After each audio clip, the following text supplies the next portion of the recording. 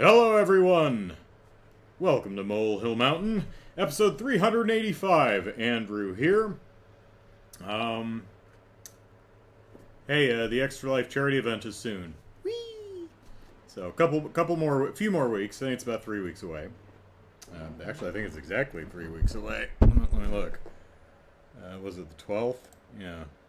1, 2, 3. Yep. Saturday, November 2nd. So 3 weeks from now, we will be raising money for the children. You'll start seeing promo videos and stuff week after next. I think I've got 4 planned. So there are going to be 2 the week leading up to the charity event, 2 the week prior. And then some of my other videos, like movie mandates and the debut reviews that I put out, will have a short little trailer at the very end of the video, just saying, "Hey, the event's coming up. Go here to donate or check out the various the games I'm playing, the donation incentives and stuff like that." So currently working on putting together those videos. Had to turn on a couple video games and play through them for like an hour to get to a certain part to capture some footage that I needed, and it's like, this is such a pain in the ass, but should be fun. Should turn out well. Also working on another video that I hope to have out at least before Halloween. I'm gonna try and finish writing it this weekend or this coming week. Maybe film it this next weekend, edit it during the week, and then have it out the week after. If you enjoy my Eurovision reaction videos, you'll probably get something out of this one too. It's not a Eurovision reaction video, but it is a video about music and my thoughts on it. So hopefully y'all enjoy that.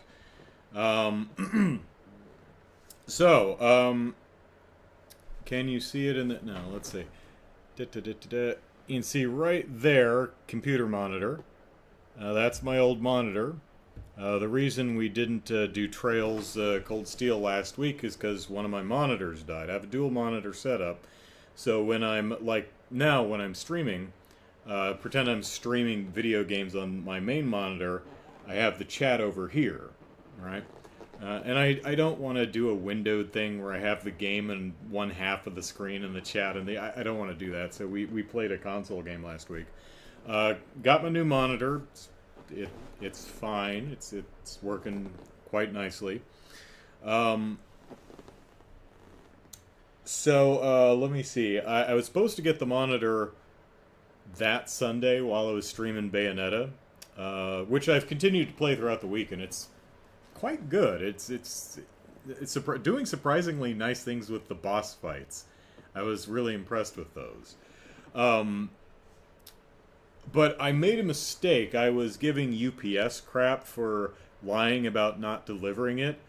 I misread it. It's not UPS. It's USPS. So it's the United States Postal Service, who's even worse.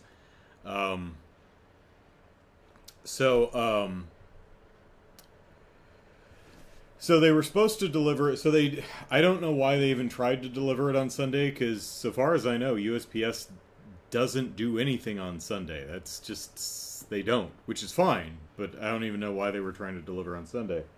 But either they do not have GPS tracking in whatever delivery vehicle they use, because they did not come to my house. So they either don't have GPS or they were lying. Either way, I got an email message saying, "Hey, we'll try again tomorrow." That was a lie, because I walked out and I spoke to the mail carrier, and he didn't have my monitor with him. He said, "Oh no, it's at the post office. You have to go pick it up." I said, "Oh, so the message I got saying that you would try to deliver it again today was a lie. You had no intention of actually doing that." I didn't say this to him because no need, I'm sure his job's hard enough. It's probably not his fault. Nevertheless, I go to the post office. I get there at 4:20. And I think, my workday ends at 5. Well, ostensibly. But I thought I was just going to drop by the post office. I was going to be gone like 15, maybe 20 minutes. Go down there, go get my box, come home. It's fine, right? I got there at 4:20. Ha ha ha, 4:20. And it was 25 minutes before the person who was managing the pickup station actually showed up. Now, I got there and there were 2 people ahead of me in line. By the time that I said, have you seen anybody at this point? He goes, yeah. He just hasn't come back yet. I'm like, what time did you get here? He goes, 4. It's been half an hour. He hasn't come back. By the time he came back out, 20-some minutes after I got there, there was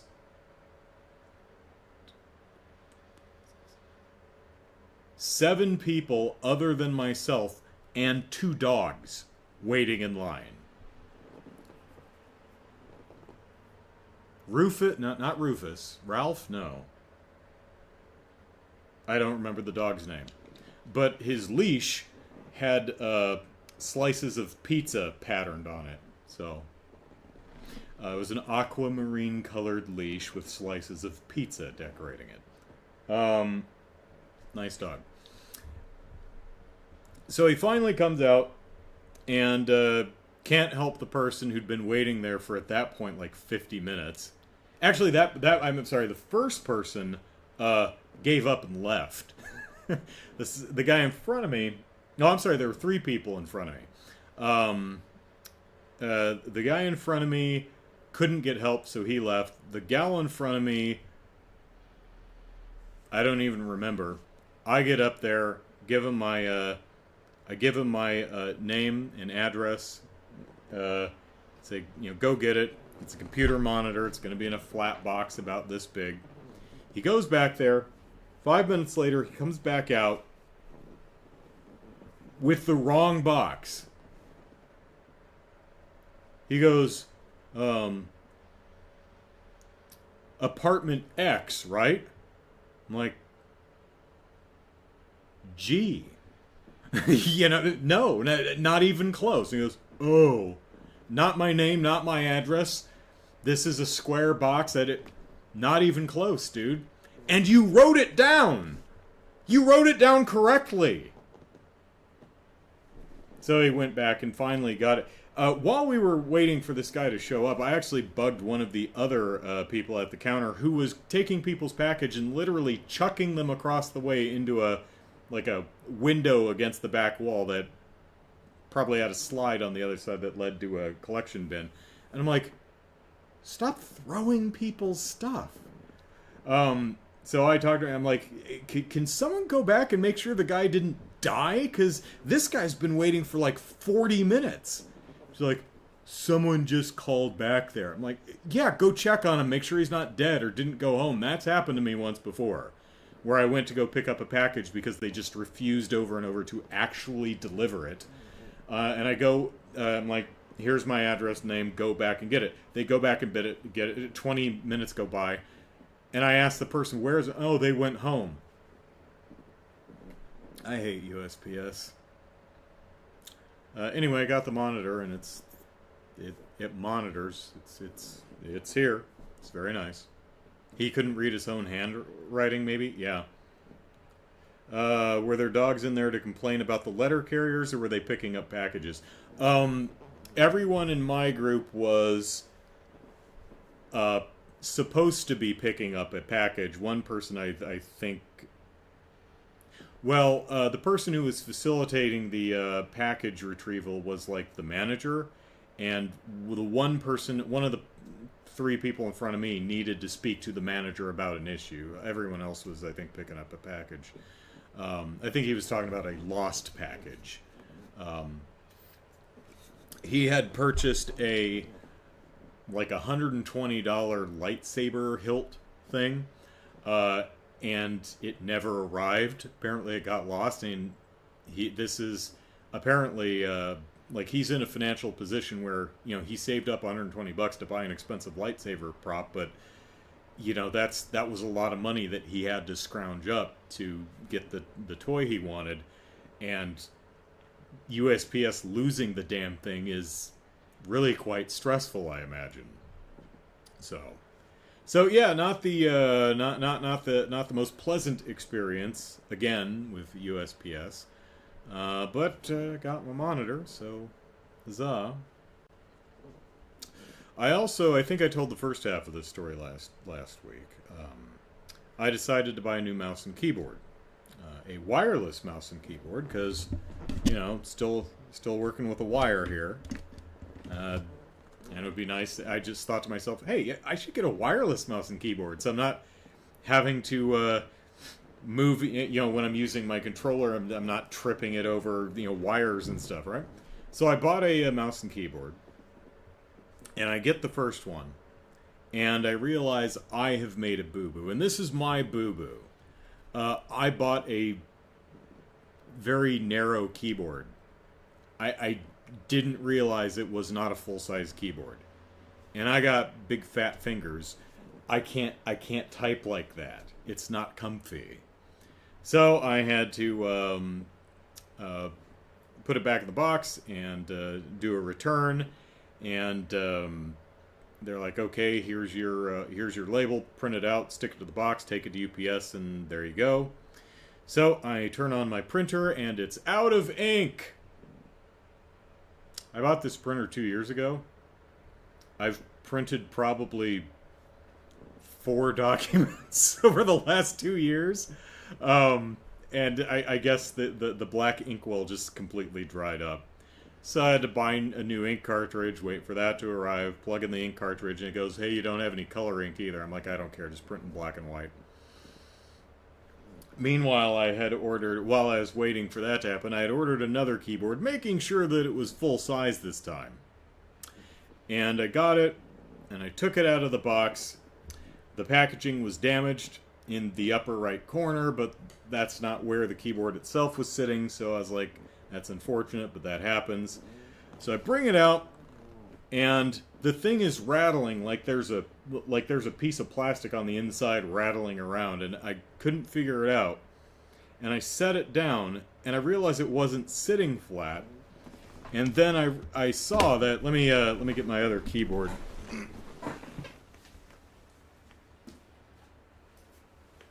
So it has a palm rest on it, right? So this bit. It was cracked from here all the way up to the keys. Completely split. Like, the two halves of the keyboard were like this. Never seen, and it was, thick piece of plastic. It was like someone hacksawed into the damn thing.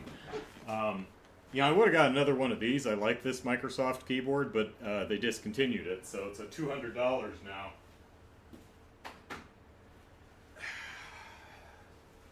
So, back into the box, start the return, and this time they didn't require me to print out anything. They just said, hey, show this QR code to the UPS person, and they'll print out a label for you. I'm like, why couldn't you do that with the last one? So, anyway, both keyboards are on the way back. I have not purchased a new one, because I'm like, you know what, maybe I'm fine with the wired keyboards for now. I'm not having good luck with keyboards. So, yeah.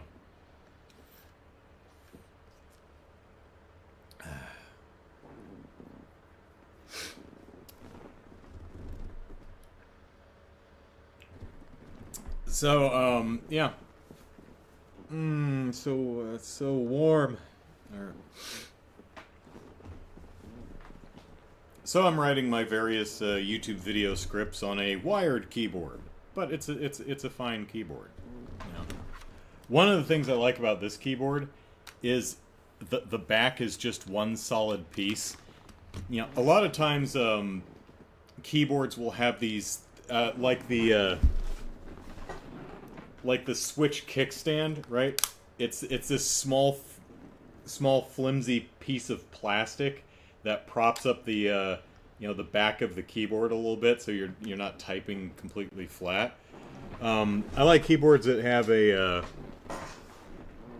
just it's part of the keyboard, so it just pushes up. This is not going to break. So, all right. Let's talk Alarmo. Nintendo announced a new, fun, silly willy product this week. Chicago says I get to go to the department store Kohl's for Amazon returns. They handle the labeling and give me a receipt with tracking number and a coupon to shop in Kohl's. Oh, hey, how about that? Yeah, I have return receipts too. So,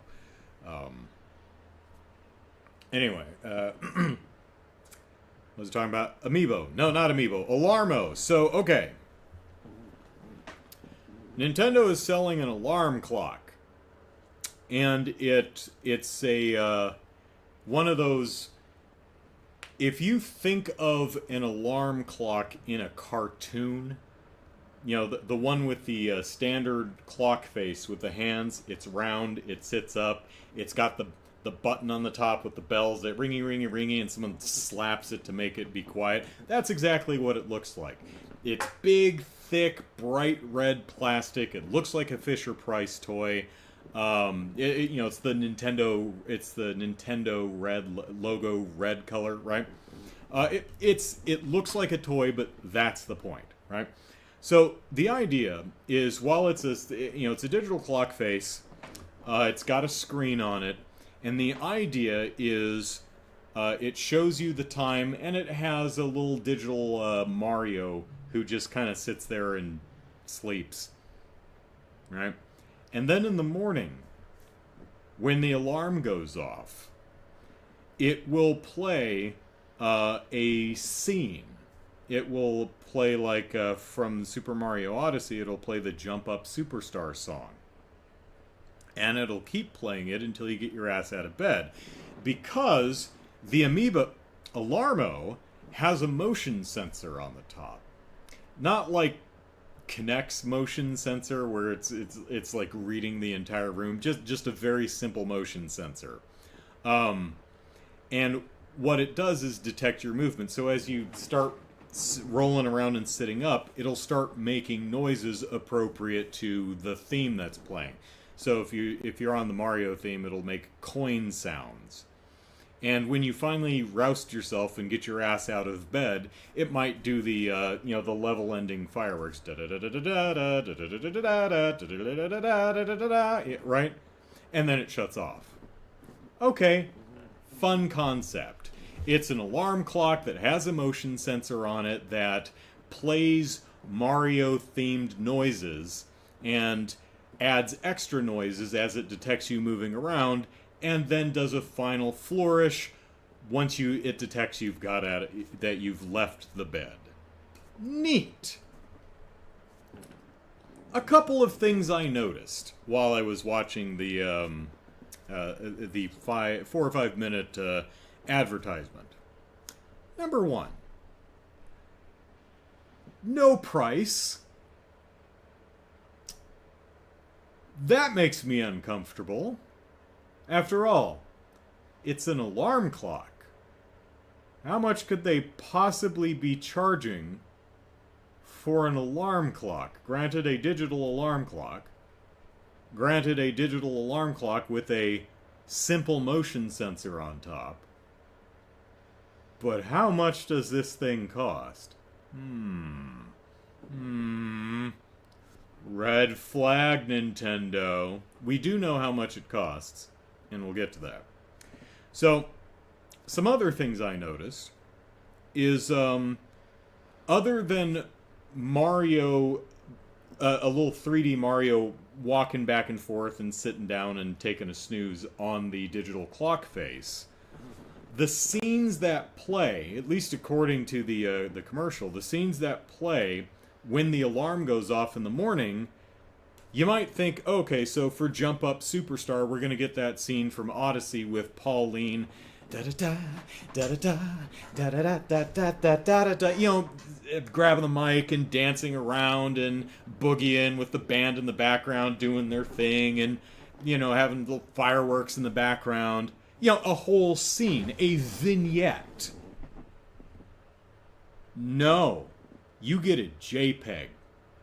You get a JPEG picture of Mario or Pauline or whoever while it plays Jump Up Superstar and then makes little coin sounds while you roll around and then the flag da da da da da da da when you finally get out of bed.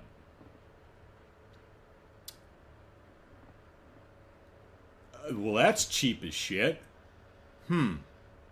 So, but there are different flavors of Alarm, right? There's not just Mario. There's also, Zelda and Donkey Kong and Metroid and Kid Icarus and a bunch of other franchises. Like, how many other franchises and IPs are stuffed into in this clock? How many different scenes do I have to pick from? 5. 5. Off the top of my head, I think it's Mario, Zelda. Let me look it up because one of them is Ring Fit Adventure, which is kind of surprising. All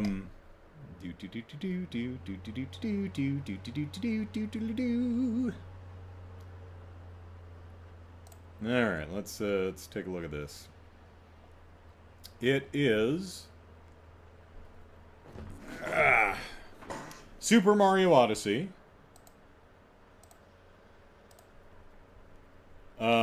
Zelda Breath of the Wild, Splatoon 3 specifically, Pikmin 4, and Ring Fit Adventure.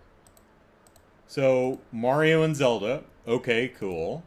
No Metroid, though. Kind of interesting. But Splatoon, Pikmin, and Ring Fit Adventure. Odd choice if you're only going to have 5 of them. Now, to be fair, I believe it's 7 scenes per. Yeah, 7 scenes per, so 35 scenes overall. But again, each scene is really just a JPEG. There's there are some 3D characters. There is some animation, but it is extraordinarily limited. And you can download new scenes. So I would imagine at some point maybe we get Arms. You remember Arms? Arms is actually kind of cool. Or Mario Kart, or Donkey Kong, or Kid Icarus, or Metroid, or any of the Ice Climbers, any of a number of Nintendo IPs. They've got plenty to pick from.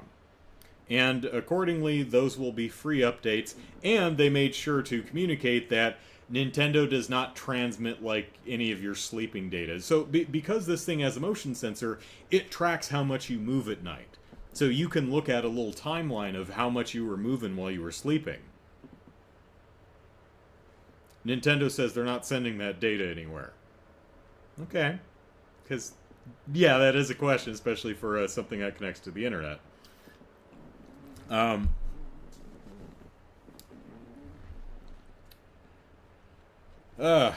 So, also, regarding the motion sensor, you might think, what if there's a second person in the bed? Or even like a cat or a dog or something? Well, Nintendo recommends don't use the motion sensor because it can't figure that out. You're going to have to just do straight button mode. You're going to have to smack the top of the alarm clock because it's a very simple motion sensor. It does not differentiate between 2 people or a person and a pet or whatever. So, but I mean, I think this is mainly for kids. But again, a lot of kids have pets that sleep in the bed with them, so that's an interesting limitation. But, I mean, it'll still work. You can slap the top to turn it off. That's fine. So, for this incredibly limited thing with only 35 scenes divided among 5 franchises, a very limited motion sensor that doesn't work if you have a cat, and extraordinarily limited animation, what could you expect to pay for this? $100.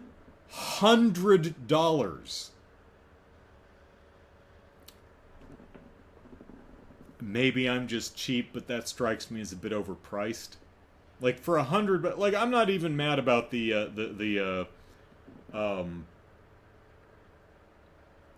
uh, the motion sensor, right? It's a cool, fun little gimmick. It only works if you're a single sleeper. Fine, but I mean, for $100, you better have 7 scenes among dozens of franchises, and they better be fully animated, right? It also, I mean, you would think that it would like two of the scenes would be like specifically Zelda Echoes of Time and Mario and Luigi Brothership. I wouldn't fault you for advertising the games that are, one came out earlier this month, the other one's coming out in a few weeks. That seems like a prime opportunity to cross promote this stuff, and they may do that in the future. But I mean, for $100, man, I expect more from the toy, right? I expect more franchise representation. I expect more fully animated, not just a JPEG picture that just pops up. It doesn't even dance, man. It's just, oh, hey, there's a picture. Woo, woo. So do you want one? Do you want one? How bad do you want it? Well, if you want one, if you want to spend $100 on a digital alarm clock, you're going to have to pay Nintendo for the privilege of paying Nintendo more money than you should for this alarm clock. You see, unless you happen to be in New York and to go to the Nintendo store, if you want one of these right now, you have to be a Nintendo Online subscriber. Oh, yeah. Nintendo's looking at this kind of like early access. So, yeah, you can't just go to Target or Walmart or whatever and buy one. You can only buy it through Nintendo, which is bad enough, but you can only buy it through Nintendo if you're already buying the online subscription service thing from Nintendo. Which seems like an ill-advised approach, right? Because I imagine there is a number of people who are like, expensive but kitschy and cute. I want one. Oh, I have to subscribe to Nintendo's online service? Yeah, I'm not going to do that. Okay. And then they won't buy it. And then they'll forget about it later when it becomes more widely available, which it will. But you think they would have just, like, if it was a stock thing, you think they would have held off until they had enough to just, have it in stores? I don't know. Marketing is not what I studied in college, so maybe I'm completely off base with this one. But it strikes me as overpriced for what it is. Way overpriced for what it is. This strikes me as something that should be like $30. $49.99 at the absolute most. Right? Absolute high end for what you're getting. $49.99, not $100. Come on, Nintendo. Be better, yo. Let's see.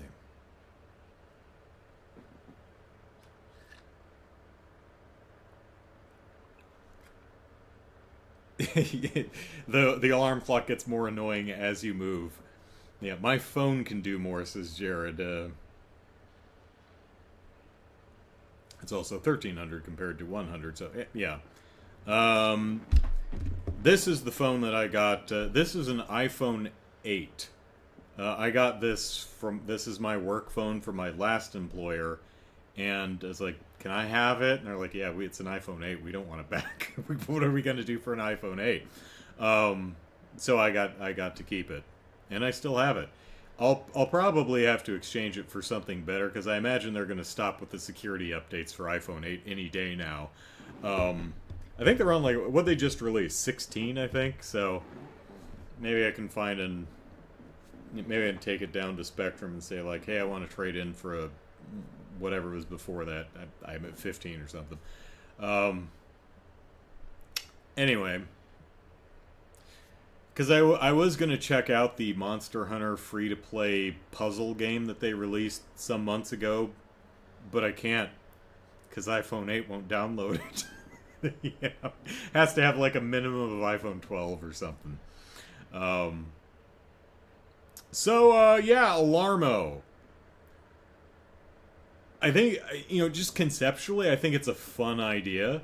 It's a Nintendo alarm clock. It's got Mario on it, and it has all your favorite Nintendo characters that sing and dance to wake you up in the morning. That's a fun idea.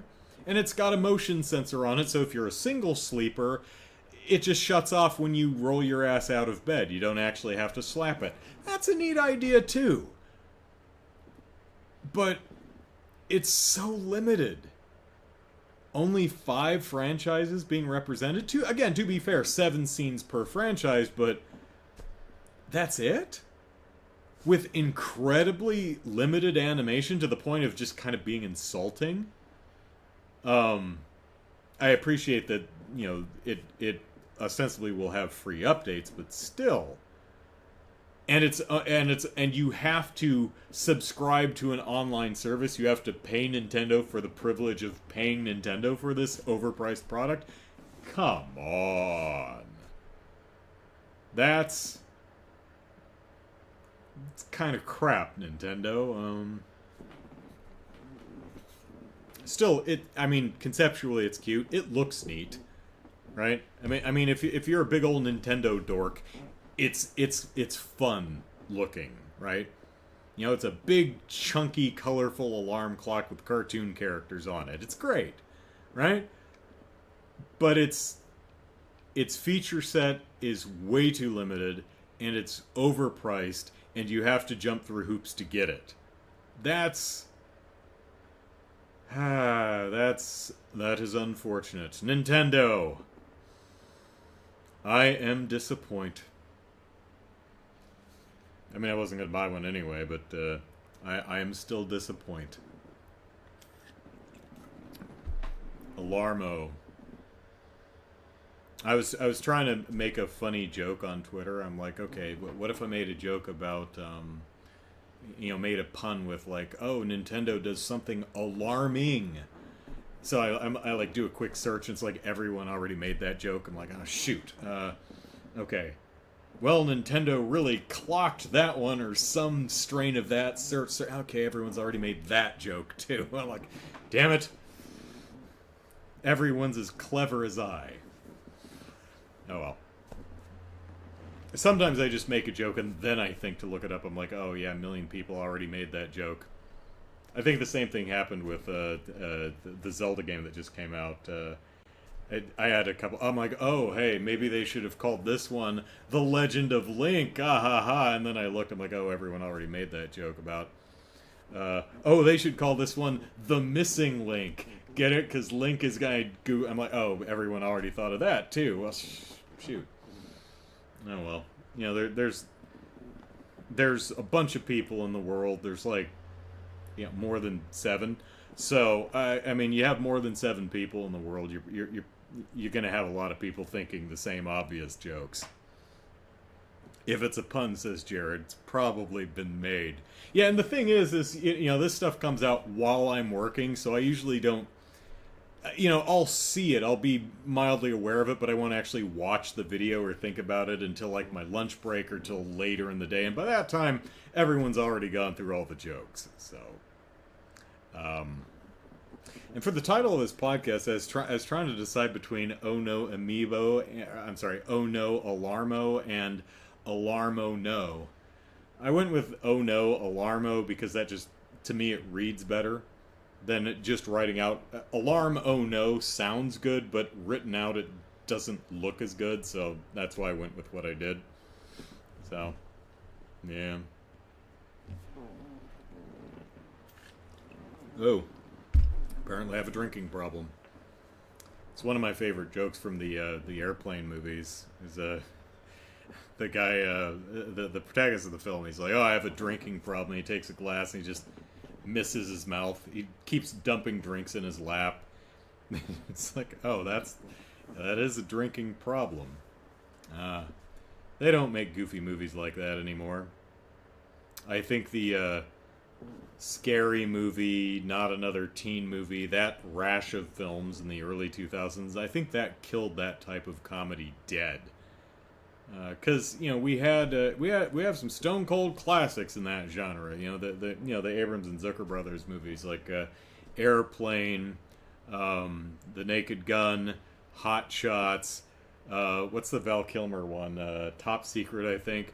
Those movies are hilarious. They don't really make movies like that because again they did all the scary movies and Not Another Teen movies, that whole thing. They were all just painfully awful and unfunny. Or maybe I was older than 8 when I saw them. I don't know. Maybe I should go back and see if Airplane and the like hold up as comedy classics, or if now that I'm an adult they're just painfully unfunny and stupid. Who knows? Maybe my sister and I can do that for a monthly theme on movie mandates at some point. Let's see. What are we doing this week? This month is October was should have seen this by now month. So the one that I mandated was Attack of the 50-Foot Woman, which was a mistake. I'd always wanted to see that movie, right? It's a classic of 50s, 60s B movie cinema, and it's awful. It's awful. It's it's entertaining to talk about, I suppose. I think it's a fine episode of that podcast, but good gracious. Sometimes my sister and I never try to mandate a bad movie. That's just not our thing. We're not looking for bad movies. We're actually looking for good movies. But yeah, Attack of the 50-Foot Woman, the original. I'd like to see the remake that they made in the early 90s with Daryl Hannah. It's not available streaming anywhere last time I looked, but maybe that one's better. Because the one they made in the 60s is... Was it the 60s or was it the 50s? Might have been the 50s. Is just painfully awful. I mean, it hurts. It's so bad. But her mandated movie was One Flew Over the Cuckoo's Nest. So I'm editing that episode this weekend. That'll be out on Wednesday. I'd actually seen that film before. But yeah, that's a good one. That's definitely one. If you haven't seen it, you should, because it's good. What's next month? November is Nutty November. So I mandated we watched Pompoko, which is that cartoon about the Tanukis who use their giant magical scrotums to to accomplish their goals. Nutty November. There's a lot of nuts in Pompoko. May not have been the original intention behind our theme, but what did Kelly mandate for that month? I don't even remember. We filmed these a couple of months. We're about 3 months ahead, so I think we just finished December and we're heading into January. I think this week we're recording the first episode of January. So, Icy Lady 58 VA Extraordinaire. Hello. That's a very cool mouthful of a name you got there.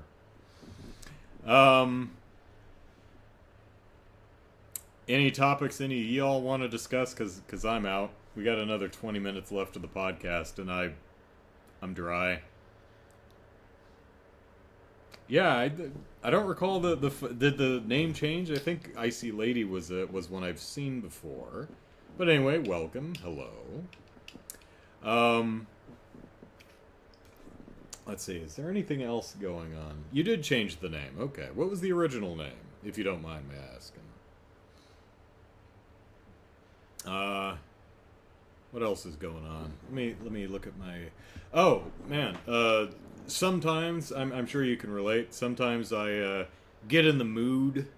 I'm like, you know what I want to do right now? I'd like to spend an hour just reporting spam. So I just go onto Facebook.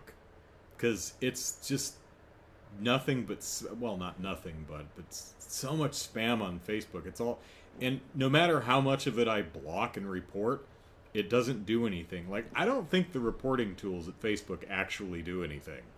Like, because I keep blocking accounts and keep getting stuff from that same account.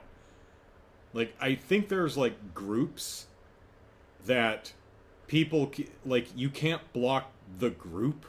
You can block, like, people share crap from that spam group, and I can block the individual people, but I'll just keep getting the same stuff from that. I can't block the group. I wish there was a, because it's the same crap all the time. It's like, here's a picture of a woman in her underwear. And the text is like, you should buy a BMW because of blah, blah. It's like, I wish I could just highlight the text and say, block every damn thing with this text in it. Because it's all the same spam garbage. Oh well. Facebook for me is just a way to instant message people. You know? Like the friend I talked about who just moved to North Carolina. That's how I stay in touch with her, is just Facebook Messenger.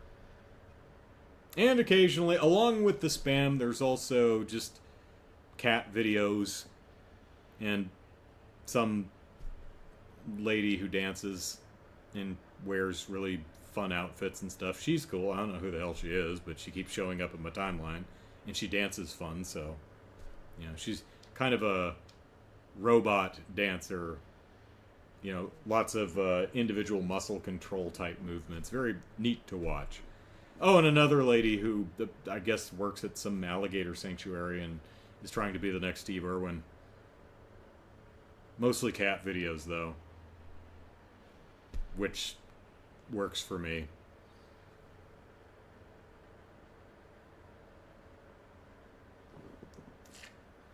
Icy doesn't even use Facebook anymore. Yeah, for me, mainly, it's just a messenger for some old friends.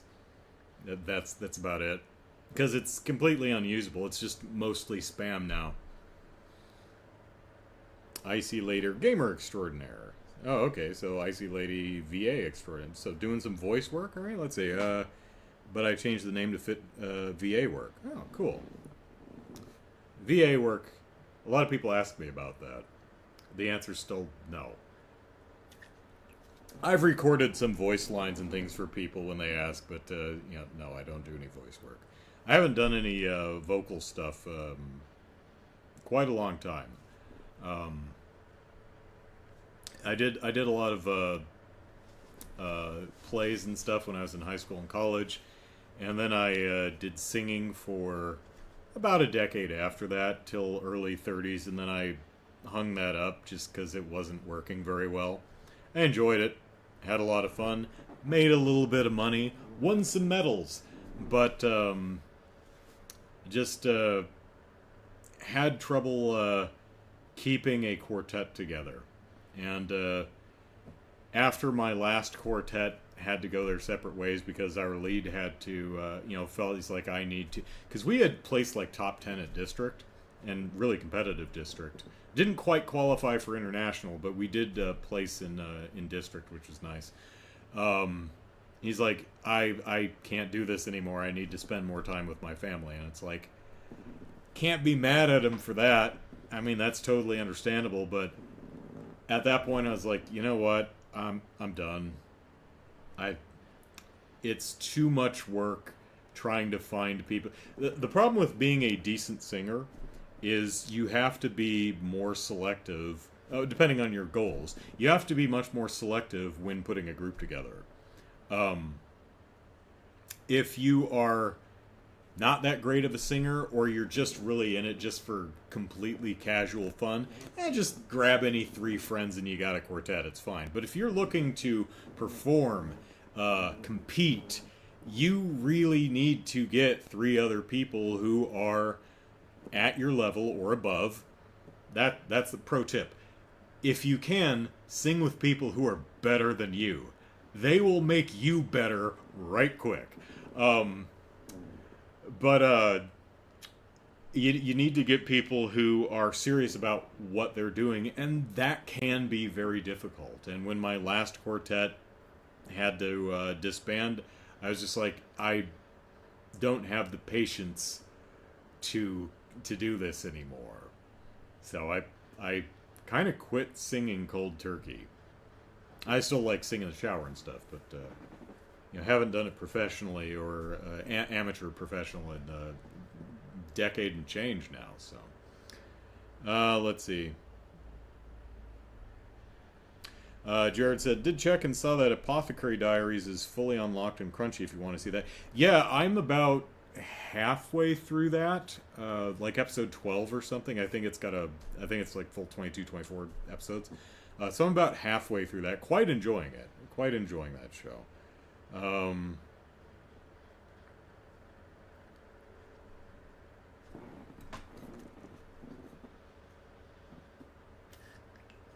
Yeah, what did I tried something. Oh, I tried, the Nier Automata anime, which is only about halfway through that one, but it's interesting. I wasn't really sold on it after the first episode, but I decided to watch the first couple. I'm like, oh, okay, it's actually kind of interesting the way they're handling this. So probably will see that through to the end. What else anime have I been watching? I saw the first episode of Tomb Raider, which just debuted on Netflix a couple days ago. Did a debut review of that, so you'll get my thoughts on that in probably a couple weeks. My debut review for Shogun should be out this week.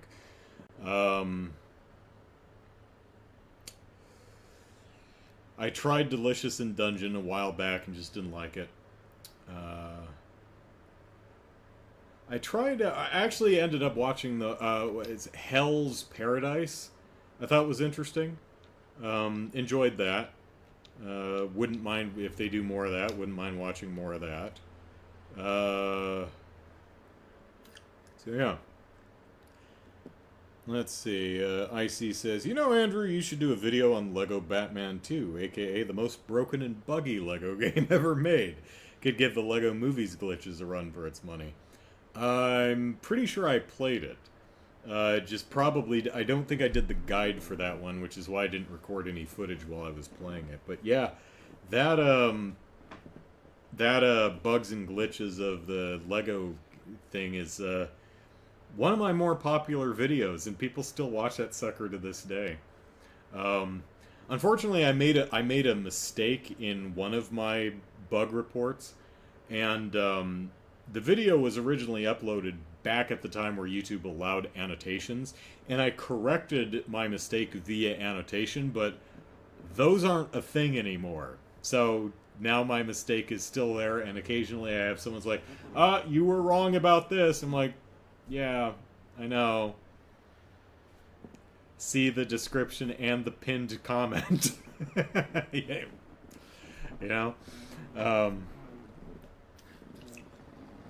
So tomorrow we are going to return to Cold Steel. What are we doing? Are we... We are... We're back from Nord. Okay, yeah, so we're on our free day, I believe. So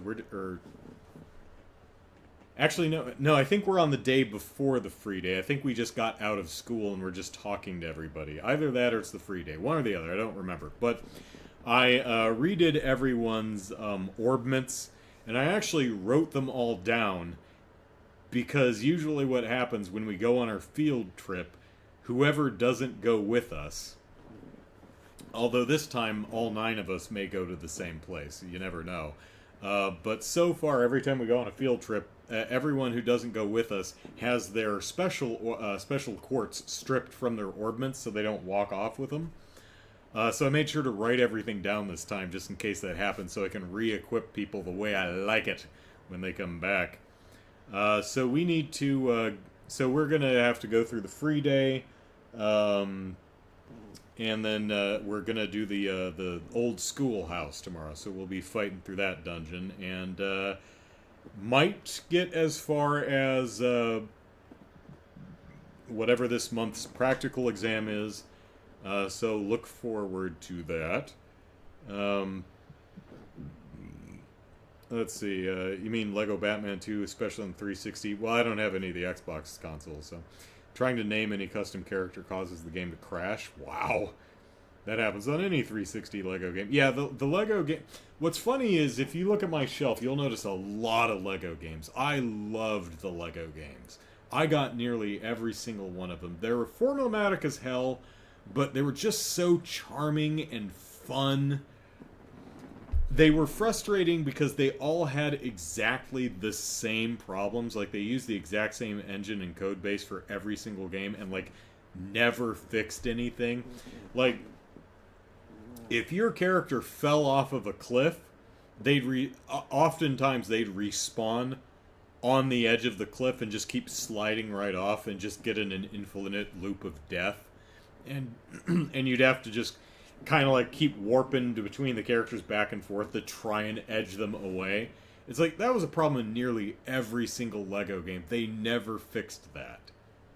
What really, what got me away, what I was going to say weaned me off, but it kind of cold turkeyed me off the Lego games, is when they got really greedy and started sequestering stuff that we used to get for free behind DLC.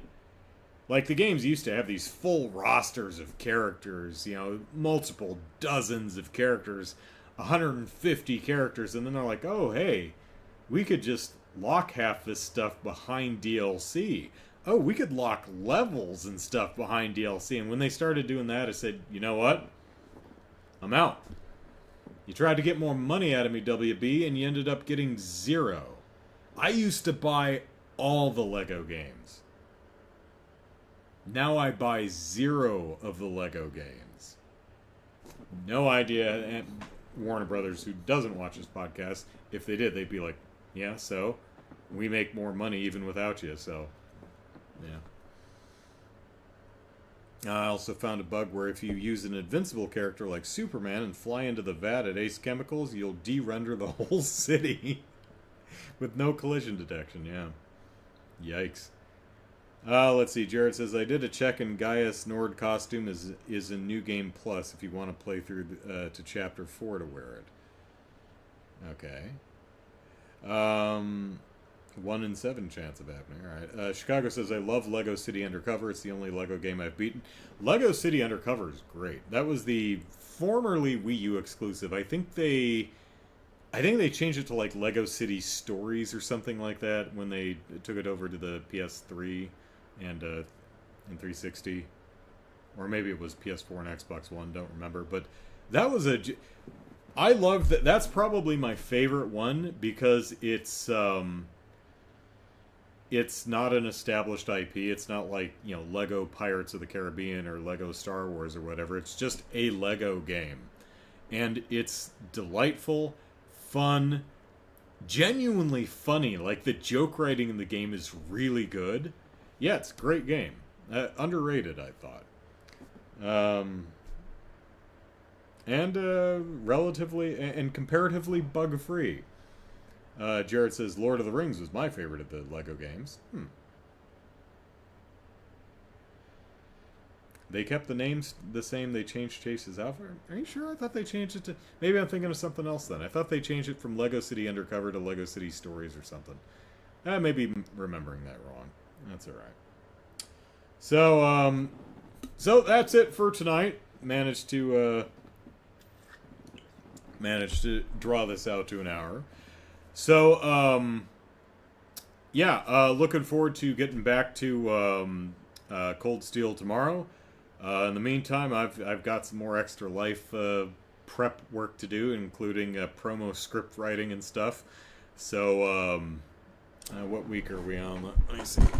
Look for the Extra Life promos to start week after next.